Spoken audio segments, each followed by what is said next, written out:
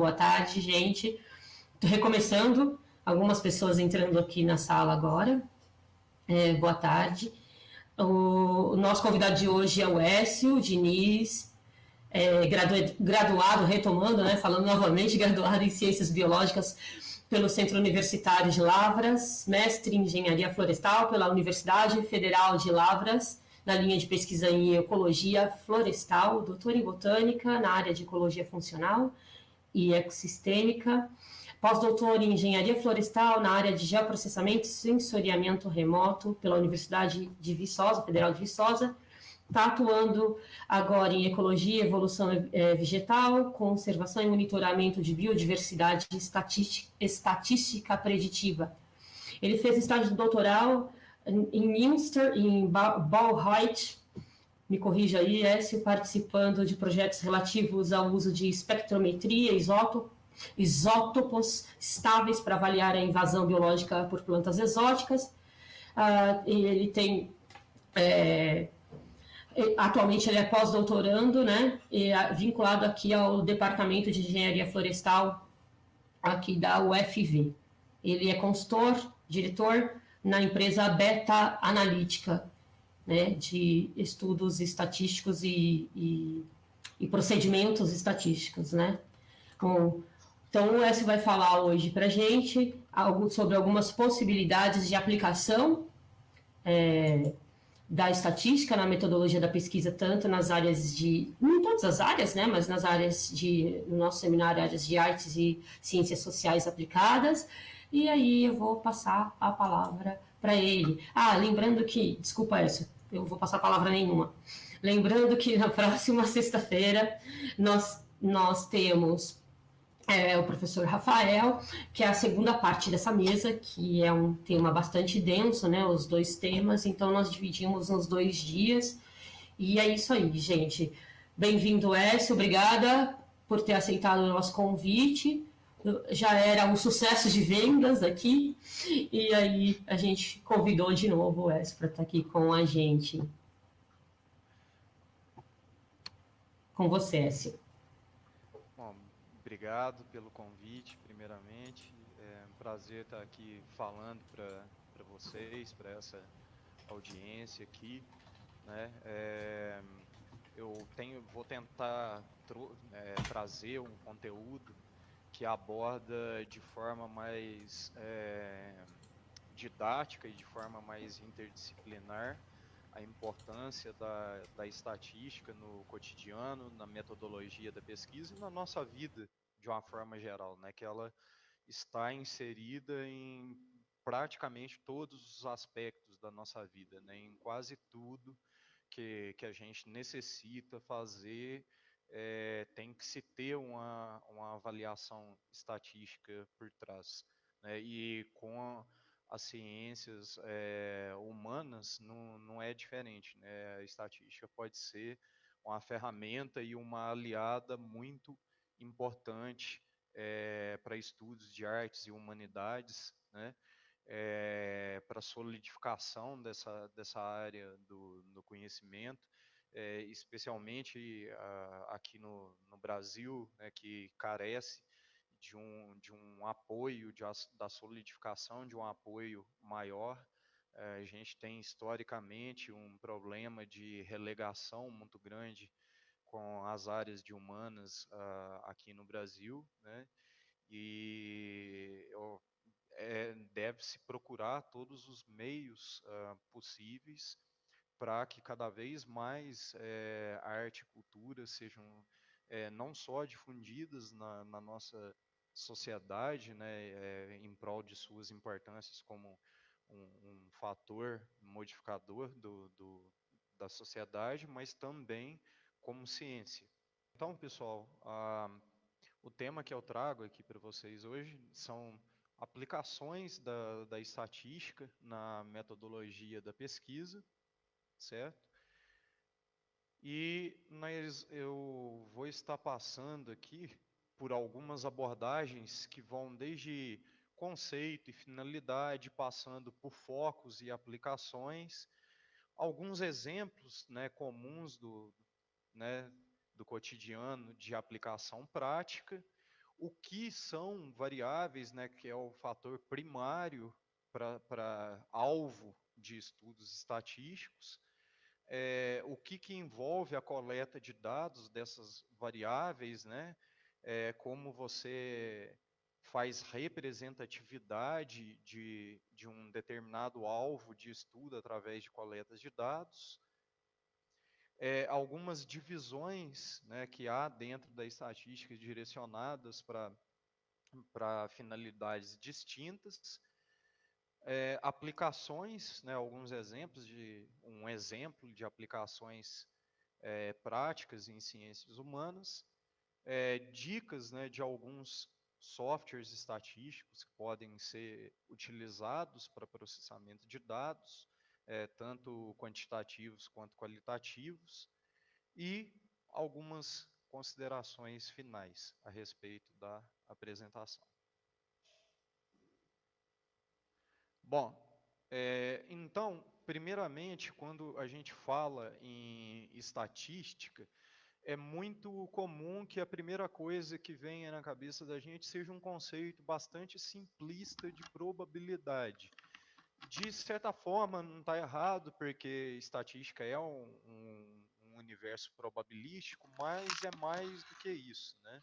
A estatística, ela se constitui numa ciência que tem como base as teorias probabilísticas para explicar a frequência, né, e o comportamento na ocorrência de eventos, de fenômenos, processos, né, seja em observações naturais, né, observações em campo, em condições naturais, ou experimentos controlados, né, no qual você vai fazer observações sobre variáveis que você controla de alguma maneira.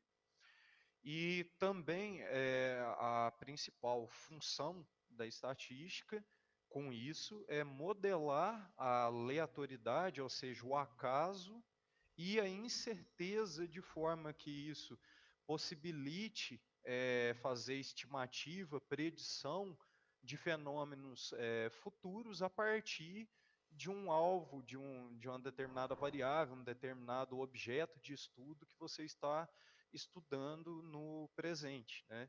Então essa é a principal, seria a principal funcionalidade da estatística. Ela permite, por exemplo, um exemplo comum que todos nós podemos entender, né? Dados climáticos. Se você faz uma observação, um monitoramento de dados climáticos, de variáveis de média, máxima, mínima, de temperatura e precipitação de uma determinada região durante 10, 20, 30 anos, você tem repetições que você utiliza para prever normais climatológicas, né? Assim que são construídas normais climatológicas de condições comuns de clima numa determinada região, e com isso permite-se fazer projeções para como estaria, com base nesses dados coletados, o clima daqui 10, 20 ou 30 anos também. Então, essa seria a principal funcionalidade da estatística, que pode ser aplicada em diversos setores, né? Incluindo o financeiro, né? A estatística também é utilizada para fazer previsões financeiras, com base em históricos, né? Bom, então, além dessa principal funcionalidade de predição, o que seria um foco da estatística, em termos mais simples? Seria a coleta, envolve desde a coleta dos dados a respeito de um alvo, de um objeto de estudo que você pretende, até a análise desses dados coletados por alguma técnica estatística apropriada para entendê-los, até a interpretação dos resultados obtidos a partir dessa análise, né? Então, se nós formos avaliar a estatística, ela está intimamente relacionada com o processo que a gente tem da elaboração de um projeto científico, que vai desde você estabelecer qual que é a sua questão, né, qual que é a sua pergunta ou as suas perguntas, ou seja, você tem um determinado alvo de estudo e tem alguma coisa sobre ele que não foi elucidada ainda e você deseja elucidar, deseja clarificar esses aspectos desse objeto de estudo, né? E a partir dessas perguntas e com base em informações pré-existentes que você utilizou para embasar a ausência de informações de um determinado aspecto do objeto de estudos que levam às perguntas, você vai formular a sua hipótese de estudos, certo?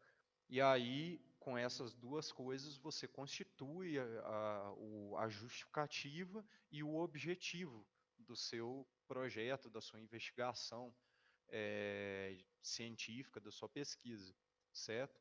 E com base nesses dois elementos, você também vai, em termos de análise de dados, você vai permitir obter uma predição do seu objetivo de estudo, no qual, para isso, você vai utilizar as variáveis que estão contidas nos tipos de dados que você coletou.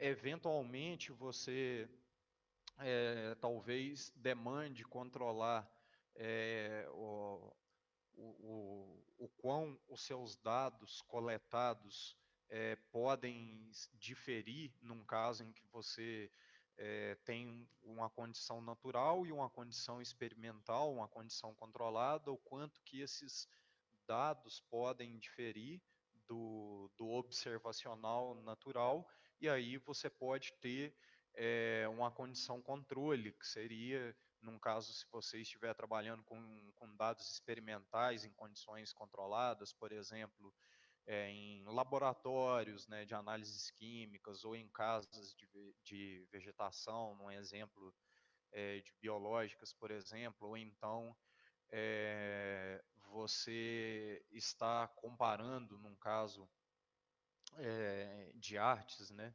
você está comparando, por exemplo, dados históricos, né, que você garimpou na internet sobre predileções de estilos de pintura de um determinado público e as impressões que você coleta desse tipo de público em loco, ao vivo, indo até determinados locais e coletando informações com entrevistas com essas pessoas. Então, isso seria, por exemplo, o seu controle, né?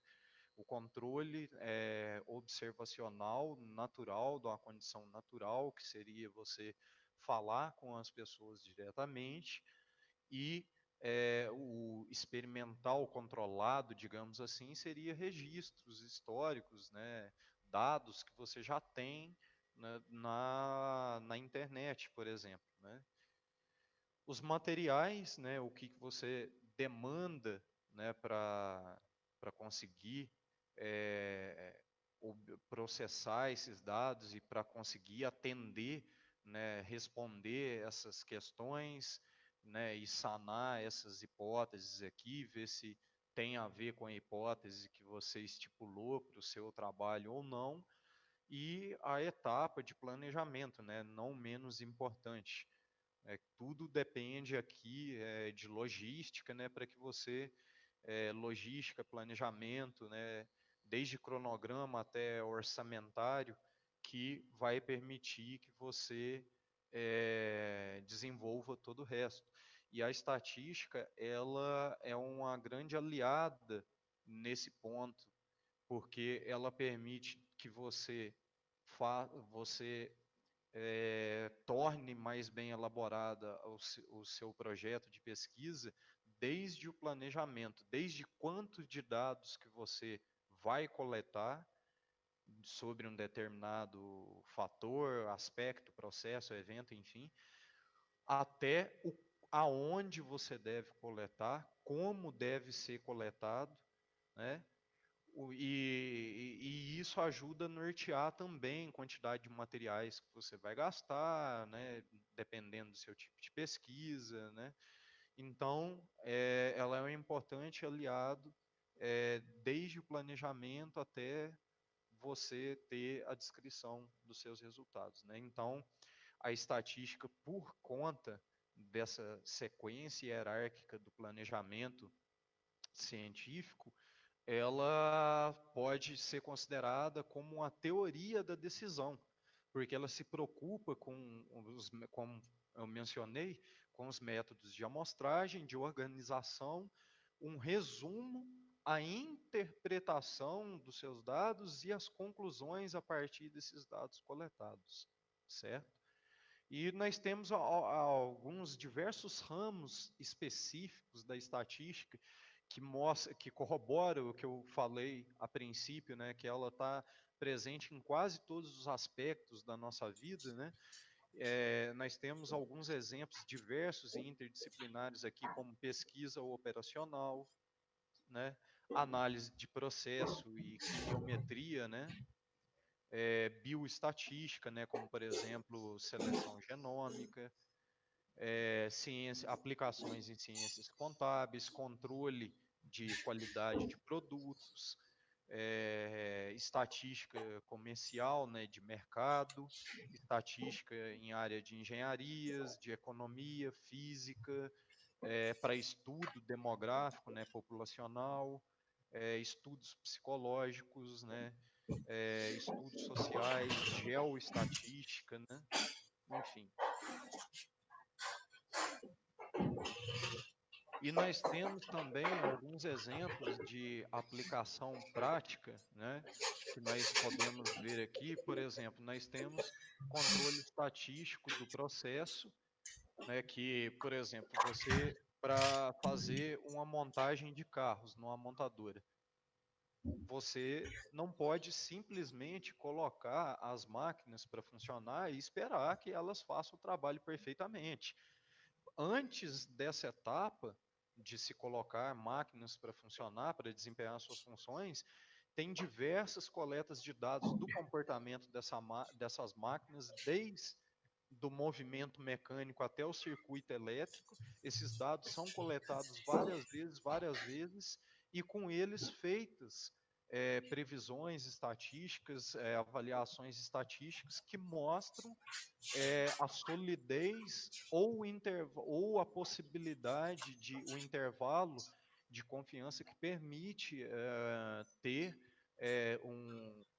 uma previsão de falhas desse processo, né? Então, esse é só O uma seu. das aplicações Tá práticas. desligado o seu áudio aqui, né? Oi? Tudo bem, tudo bem, tudo bem. Segue. Tá dando para ouvir? Sim, sim. Sim. Uhum. Então, nós temos níveis de confiança também, né, que um exemplo prático que nós podemos ter aqui seria, por exemplo, para controle de radiação, com base em coleta de dados ao longo do tempo, né, sobre radiação, emissões de radiação em um determinado local, você consegue, com métodos estatísticos específicos, calcular um intervalo de confiança, de variação, do quanto que uma Mas determinada variação o no seu tá ligado? funcionamento de contenção dessa radiação pode ser falho e pode ser seguro para conter essa radiação, né? Então, esse seria um outro exemplo. Predição de fenômenos, né, como, por exemplo, previsão financeira, principalmente, especialmente importante para quem faz aplicações, né? Então, quando alguém aí talvez já faça algum tipo de aplicação, mesmo que mais simples, né, e utiliza aplicativos de algumas corretoras, vocês veem que tem aqueles gráficos, né, uns gráficos parecidos com esse aqui, ou alguns gráficos de pizza que demonstram, né, oscilações e estabilidades com dos parâmetros de determinado tipo de investimento. Então, esses gráficos que nós visualizamos, eles são oriundos de coletas diárias de dados em todos os setores, né, de investimentos e todos os setores da economia. Então, por causa disso, né, dessa coleta de dados e a estatística que é calculada sobre ele, nós conseguimos ter parâmetros para decidir se um determinado investimento é bom ou ruim para a gente, se a gente deve apostar mais ou menos nesse investimento. Também, né, é muito importante a aplicação da estatística em formulários de pesquisa de opinião, né? Você pode transformar formulários qualitativos, no qual você tem respostas, né? Por exemplo, de múltipla escolha, digamos assim, em dados quantitativos, né? Você utiliza, tem um ramo da estatística especificamente que é pesquisa de opinião, no qual você pode, por exemplo, pesquisar a satisfação interna e externa, né? Interna numa determinada empresa, externa com relação ao tipo de serviço que essa mesma empresa executa, só que, porém, sendo investigado também com concorrentes, né? Ou pesquisa satisfação de alunos com relação à grade curricular nos cursos de História e Ciências Sociais, por exemplo. Aí você pode transformar os questionários desses dados em dados quantitativos e com isso você consegue também aplicar técnicas específicas de testes estatísticos em cima desses dados e obter padrões, né, visualizar de uma forma mais simples, direta e efetiva os padrões de comportamento em torno desse aspecto sendo investigado, da satisfação nesses determinados cursos, né? Em diferentes tipos de categorias que representam essa satisfação. Nós temos também, como um último exemplo aqui, não menos importante, mas super importante, fundamental, que a estatística, com isso tudo que foi mencionado, ela permite um aumento do rigor científico nas publicações, né? Porque você não pode simplesmente fazer uma observação ou uma coleta de dados e apenas dizer que aquilo é suficiente, que aquilo é significativo, que aquilo representa mais ou menos do que determinada coisa. Você precisa ter um teste estatístico específico que te dá respaldo em cima disso. Então, cada vez mais os periódicos científicos têm exigido conscientes aplicações estatísticas sobre os dados, até mesmo em diversas áreas de humanas, né? Como, por exemplo, a arquitetura, que cada vez mais a estatística tem se tornado uma aliada importante.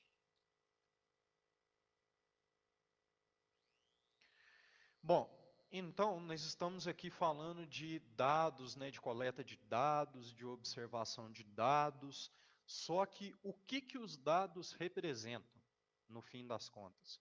Os dados, eles representam o que a gente chama de variáveis, né? São características dos elementos, né, de uma amostra que a gente está estudando com relação a uma determinada coisa, para detectar evidências, né, ou seja, dados com relação a essa amostra, né? Então, por exemplo, temperatura média em Minas Gerais, no estado de Minas Gerais, é uma variável, né? Idade de alunos ingressantes nos cursos de história é uma variável.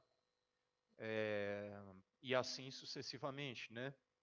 E a gente ainda pode repartir essas variáveis em duas categorias, né, que é a qualitativa, né, não numérica, na qual você pode ter variáveis ordinais, né, que são ordens, né, A, B, C, né, ou 1, 2, 3, e aí dentro delas as categorias. Nominais, né, como sexo, por exemplo, masculino ou feminino, intervalares, né, que seriam, por exemplo, mínima e máxima de temperatura, né, descritas de forma textual, por exemplo, né, e você pode ter variáveis quantitativas, né, que são variáveis numéricas, que podem ser discretas, ou seja, representadas por números dos conjuntos de números finitos, né, como, por exemplo, número de alunos, número de universidades públicas, ou seja, números inteiros, números finitos. E números reais, né, que representam as variáveis contínuas, né, que são números seguidos por decimais, né, depois da vírgula, né, como peso, altura, massa corporal, dimensão de corrente elétrica, enfim. E aí, em cima dessas variáveis, nós promovemos a coleta de dados, né? Que a gente vai trabalhar com a representação de uma determinada coisa, um fenômeno, um fator, um processo, né? Um evento, né? É, coletando dados que representem o todo, né? Então, por exemplo, o censo do IBGE. O censo do IBGE, ele é uma amostra, a gente coleta uma amostra, por exemplo, vamos pegar o censo por estado. O que é o censo por estado? Ele é uma coleta de amostras da população, de amostras de pessoas nesse estado, pessoas, no caso, indivíduos, seriam variáveis, e essas amostras coletadas, que não são todas, né, porque a gente sabe que o censo não consegue coletar os dados de 100% dos indivíduos nos estados, então coleta-se uma determinada quantidade que vai representar a população nesses estados, e essa quantidade que representa o todo, que é a população, é a amostra, certo? Então, com essa amostra, a gente consegue ter uma análise conclusiva sobre a população de determinado estado, certo? E com isso, obter padrões estatísticos a respeito da demografia desses estados, né? Nós temos alguns outros exemplos também, né? Nós poderíamos fazer um censo de estudante em cursos de artes em universidades públicas brasileiras. Nós conseguiríamos obter esses dados de 100% dos estudantes? Eu acredito que, né, talvez não. Eu acredito que mais provavelmente não. Então, estaríamos obtendo uma amostra que represente o todo, né, ou seja, o que é chamado na estatística de população, né, que não se aplica só a pessoas, tá? Pessoal, população em estatística é considerado um todo, né, de um determinado tópico, né? No caso aqui, censo de estudantes, nesse exemplo.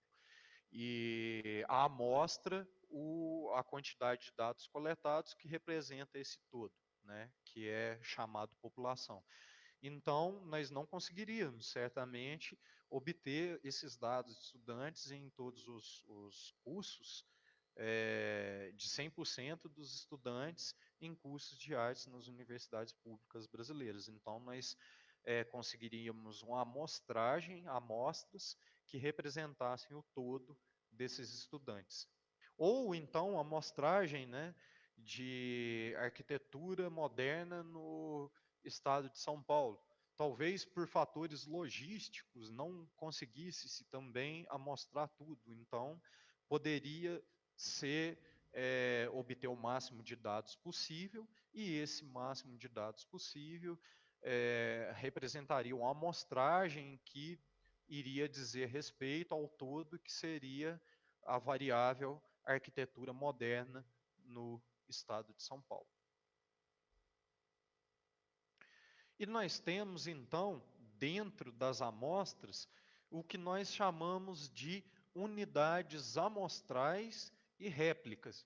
Ou seja, dentro de uma amostragem, unidades amostrais são cada dados que a gente coleta sobre uma determinada coisa.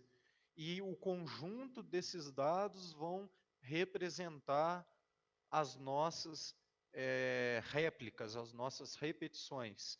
Então, unidades amostrais, elas compõem uma única amostra, cada unidade gera uma observação da variável de interesse. Então, por exemplo, no exemplo de arquitetura moderna, né?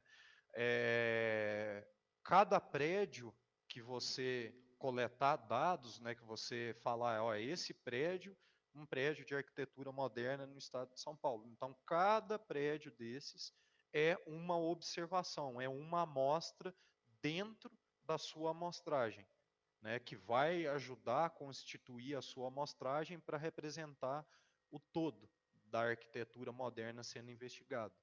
Então,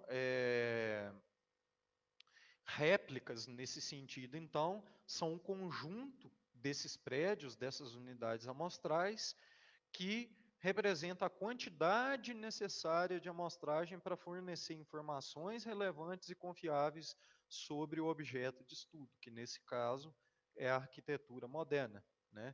Ou, por exemplo, né, um outro exemplo, a amostragem de alunos em cursos de dança num determinado estado.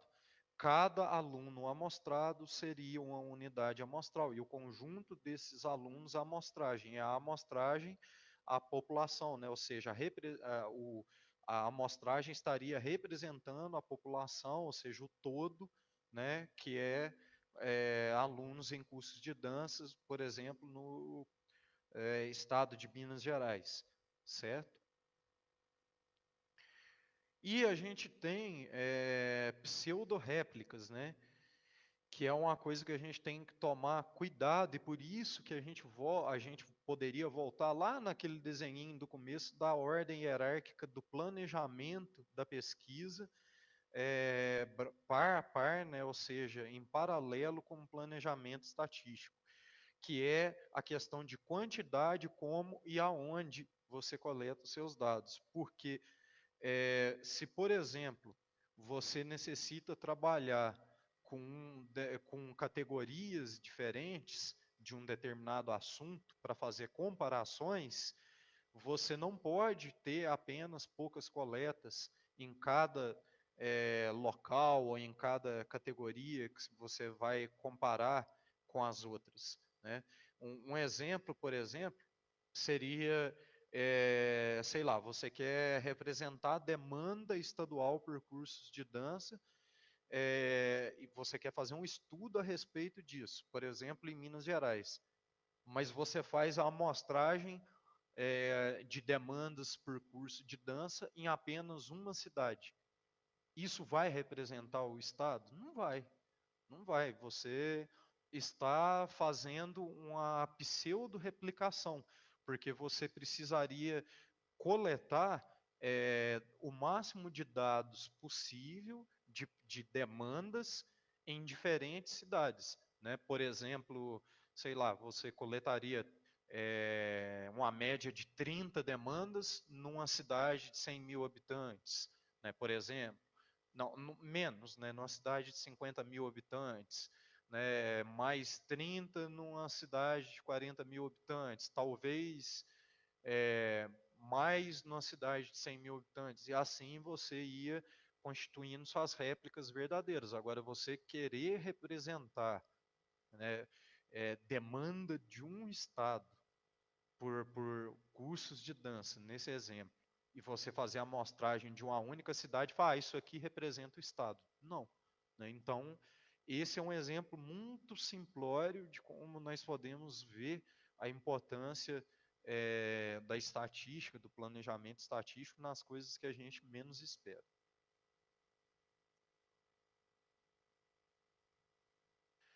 Bom, aqui nós temos também alguns exemplos, né, de divisões da estatística, né? Ela se divide basicamente a estatística para análise de dados em todos os contextos anteriores que eu mencionei, em basicamente dois tipos principais, que é a estatística descritiva e a estatística experimental ou modelagem estatística. Para que serve cada uma, né? A estatística descritiva, ela consiste da aplicação de várias técnicas que permite você descrever, muitas vezes de forma sumarizada, um conjunto de dados, né? Então, por exemplo, você coletou dados acerca de eventos artísticos, a acessibilidade a eventos artísticos entre distintas classes sociais num determinado estado ou região.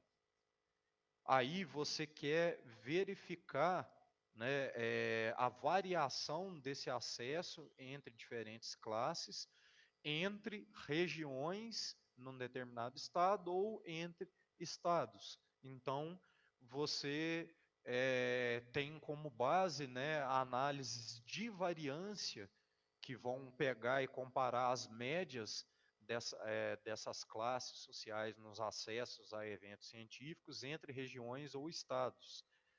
A mesma coisa se você seja a nível estadual, regional, né, local, você queira saber a média de alunos em curso de história em determinadas universidades por semestre.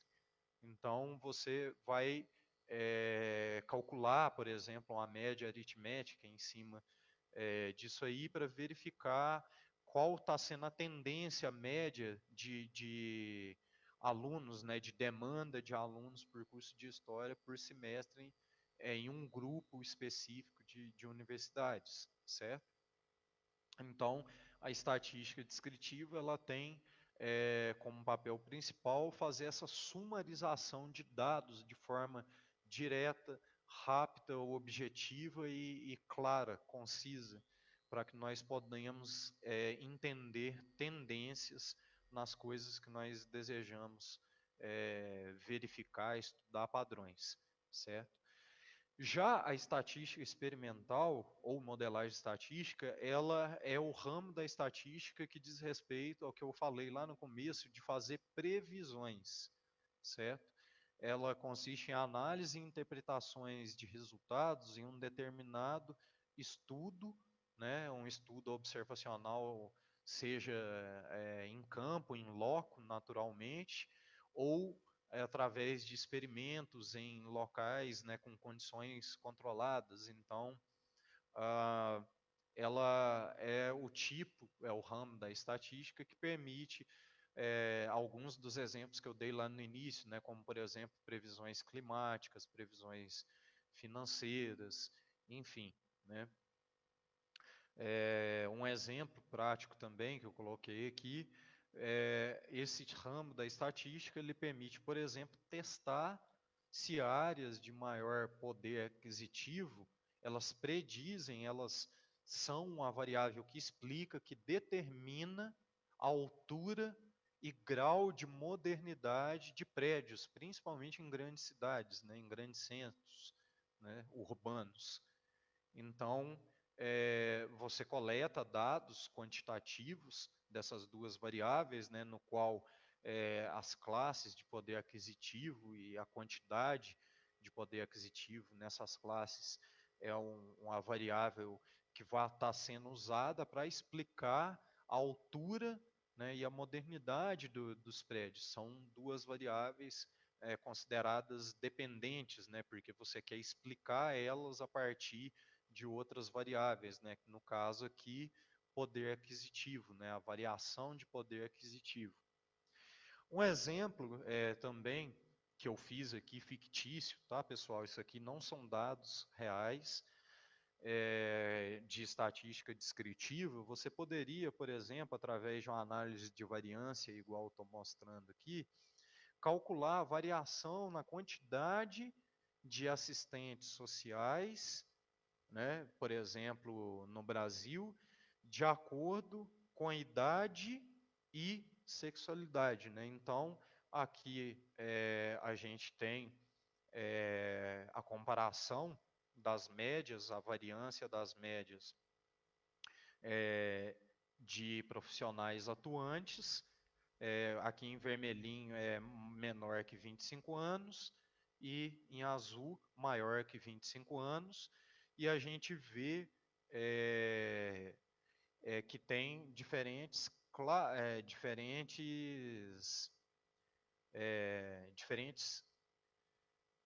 classes aqui para identificação sexual, né? Que homens, mulheres, LGBTs, certo? Então, por exemplo, aqui a gente está vendo que tem uma maior variação de idade novamente falando que são dados fictícios, apenas para cunho demonstrativo, tá? Tem uma variação entre mulheres maior e menor que 25 anos, dá para ver que essa variação aparentemente é significativa na atuação em assistência social, como assistente social, e a maior variação entre profissionais do público LGBT. Então, aqui é bem discrepante a gente vê, né, a variação entre idades nesse primeiro público aqui. Então, isso é só um exemplo demonstrativo, ilustrativo, de como a estatística descritiva ela é valiosa para sumarizar informações para nós a partir de dados que nós coletamos e como nós conseguimos demonstrar isso de forma mais clara, mais objetiva. Bom, aqui eu trago um exemplo de aplicações práticas em ciências humanas e nesse exemplo aqui eu estou trazendo aqui sobre um projeto que tem na coordenação aí a professora Rosana e no qual gentilmente me convidaram para participar do projeto, que é o primeiro projeto, né, um projeto pioneiro na área na investigação de iluminação cênica, né, no Brasil, que consiste num levantamento das empresas, equipes, instituições e profissionais envolvidos nesse importante setor dos espetáculos artísticos no Brasil, né? Essa é uma pesquisa de natureza primariamente qualitativa, né, na qual se aplica formulários de entrevista, etc. Né? O percurso metodológico ele abrange, né, desde um levantamento significativo dos profissionais divididos nessas categorias aqui, né, empresas, equipes, que tipos de instituições, né, enfim, que gerenciam, né, que dão suporte à iluminação cênica, né, iluminadores, né, ou light designers, técnicos, operadores de luz, né. As variáveis, então, elas se constituem pelas pessoas e o campo no qual esses agentes atuantes na iluminação cênica são representados nas categorias pré-definidas, né, que são essas três categorias aqui, né, iluminadores ou light designers, técnicos e operadores de luz. E nós temos aqui, então, né, pessoas docentes, né, um primeiro fator, uma primeira variável aqui, né, seriam as pessoas, né, que estão envolvidas, que seriam docentes, né, independentes, né, e autônomos, que constitui a variável ao lado das categorias pré-definidas aqui, né, essas três categorias. dos grupos que oferecem a formação com ou sem certificação, divididas em duas subcategorias, que são instituições de ensino e empresas de segmento de iluminação, que oferecem treinamentos, cursos, capacitações de forma geral. No campo de atuação, né, profissional e associações de classes, as quais representam associações, cooperativas, sindicatos, também companhias e grupos de teatro, dança, artes, né, da cena e circenses em geral, enfim. Teatros por capitais regionais e dos estados brasileiros, e nós podemos considerar, né, as variáveis B e C, elas correspondem a essas duas variáveis aqui, aos campos onde a categoria A e as categorias iluminadores, técnicos e operadores vão ser coletadas, certo? Então, após coletar esses dados, nós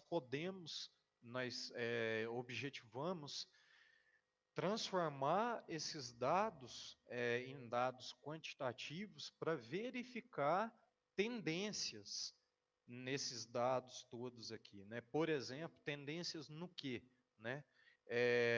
Por exemplo, em qual grupo representa a maior quantidade, né, ou maior variação de profissionais envolvidos no setor da iluminação cênica, né? São docentes, independentes ou autônomos, né? Quais dos grupos, a variação, né, ou então, se não há variação na quantidade de profissionais que oferecem formação, se instituições ou empresas, né? Ou então, no campo de atuação profissional, né, e associações, as classes, enfim, a comparação, né, e a variação de profissionais em associações, cooperativas e sindicatos, né? Qual apresenta a maior média de profissionais atuando nesse setor, né? Enfim, e assim Posso fazer só uma observação, Écio? Sim, que é bem importante para nós, como eles são contratados, que tipo de contratação é feita. Então, a gente vai conseguir, é um dos elementos que eu acho bem legal a gente mencionar, que olhando para tudo isso, a gente consegue descobrir como eles estão contratados lá, que nome é atribuído ao profissional naquele local. Então, a gente entende, numa perspectiva da área de humanas, inclusive, quais são as políticas de contratação. Só quis botar esse ponto, não sei se você ia entrar para esse lado também. não, isso aí eu ia deixar mais para a gente debater depois, na verdade. Tá. Que aí você ajuda a construir o raciocínio.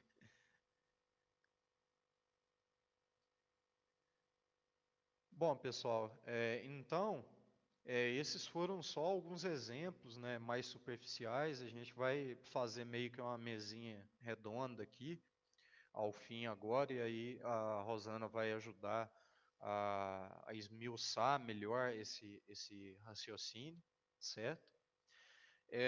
Aqui a gente tem alguns exemplos, né, de softwares que podem ser utilizados para essas diversas coisas que eu falei para vocês aí. Eu vou falar brevemente sobre cada um deles, né? Nós temos esses dois aqui que são gratuitos, né? São softwares automatizados que você só insere seus dados e pede o teste estatístico que você precisa em cima dele.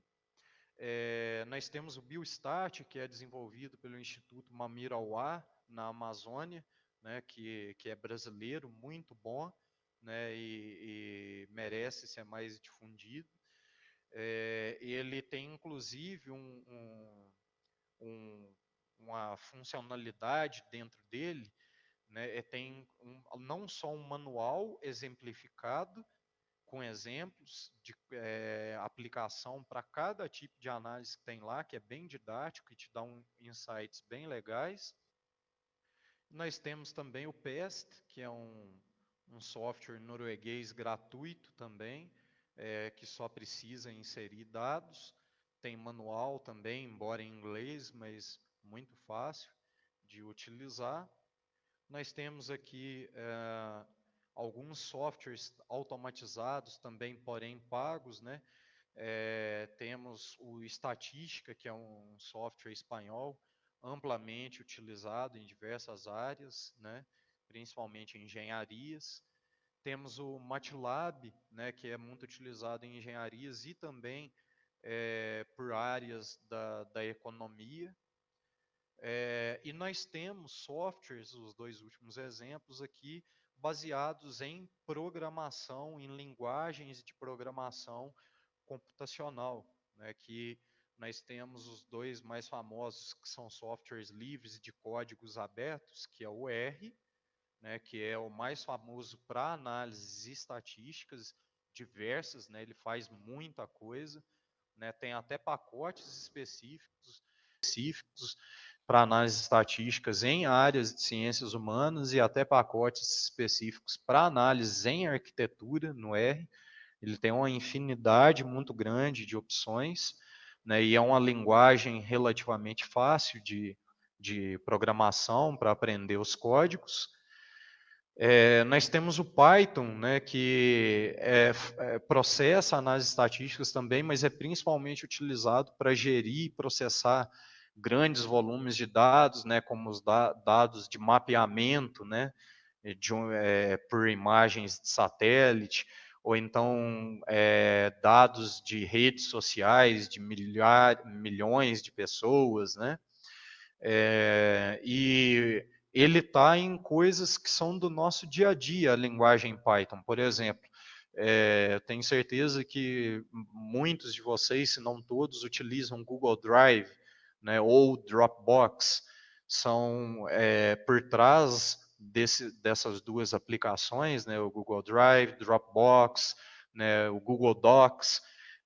A linguagem Python é a linguagem que opera para essas aplicações funcionarem no nosso cotidiano, para gerir o grande volume de dados que o Google Drive, que o Dropbox, que o Google Docs, Google Formular, né, de formulários,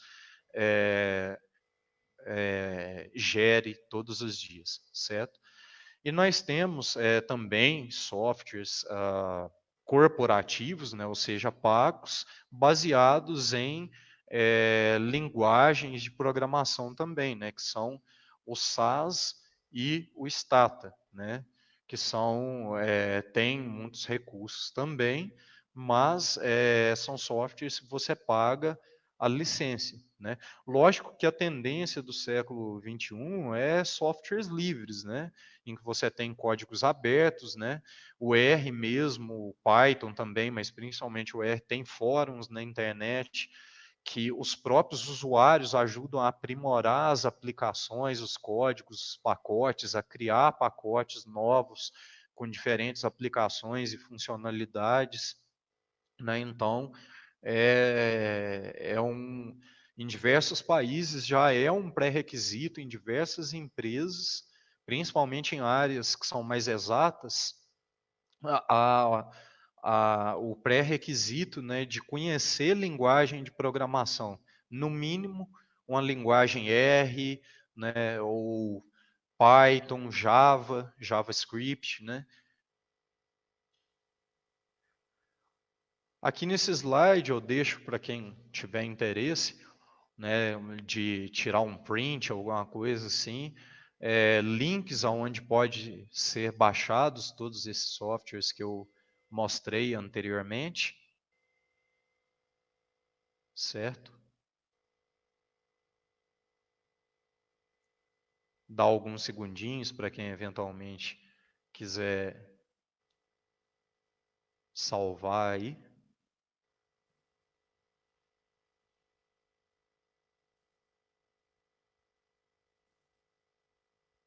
Bom, e para a gente, então, para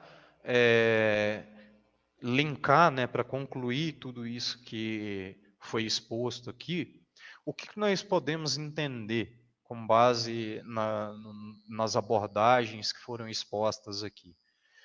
Primeiramente, que o olhar estatístico sobre eventos, fenômenos ou processos, ele traz maior veracidade sobre eles para o nosso cotidiano, sobre o nosso entendimento e o nosso comportamento em relação a eles no nosso cotidiano, para as nossas tomadas de decisões, certo? Um planejamento estatístico, ele também maximiza a qualidade e evita perdas, confusões e erros desnecessários em processos, produções, né, diversas, análise de dados e interpretações científicas de eventos, né, desde eventos climáticos até eventos comportamentais humanos, né? E aplicações da estatística, elas permitem para nós, como indivíduos, né, mesmo que nós não sejamos usuários ativos, né, que executam, que aplicam a estatística no nosso dia a dia, mas a estatística ela permite a nós, como seres humanos, um olhar individualmente, um olhar mais crítico e minucioso sobre o mundo e os diversos aspectos do que nesse mundo nos circunda e como que nós interpretamos isso, né? Nos permite ter padrões, mesmo que de forma puramente observacional, se nós formos parar para pensar, a nossa mente, ela nem 100% do tempo, mas ela funciona de uma forma estatística, porque a maioria das vezes nós tomamos decisões para aceitação ou evitação de alguma coisa com base em experiências, e isso é um compilado de dados estatísticos que o nosso cérebro faz para nós, né? Como, por exemplo, você algumas vezes ser submetido sem querer a uma experiência, né?